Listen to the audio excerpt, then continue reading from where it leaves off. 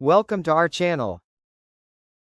TP-Link RE450 setup via WPS button, quick guide.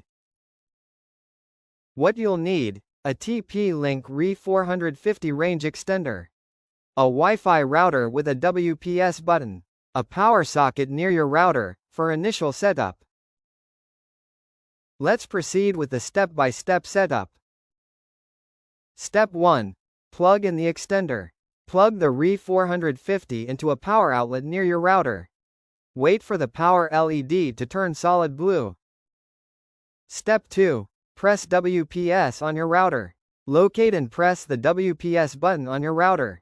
The WPS LED will start blinking, usually for about 2 minutes.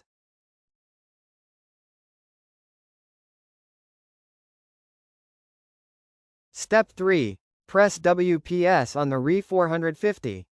Within 2 minutes of pressing the router's WPS, press the WPS button on the RE450. The RE-LED on the extender will blink blue. Step 4. Wait for connection. Once connected successfully, the RE-LED turns solid blue, strong signal, or solid red, weak signal. Try moving.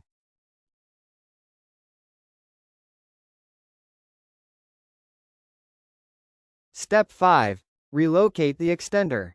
Unplug and move the RE450 to a central location between your router and the area with poor signal. Plug it in and wait for the RE-LED to turn solid blue. Step 6. Connect your devices. Your extended Wi-Fi network will appear with the same SSID or *X suffix.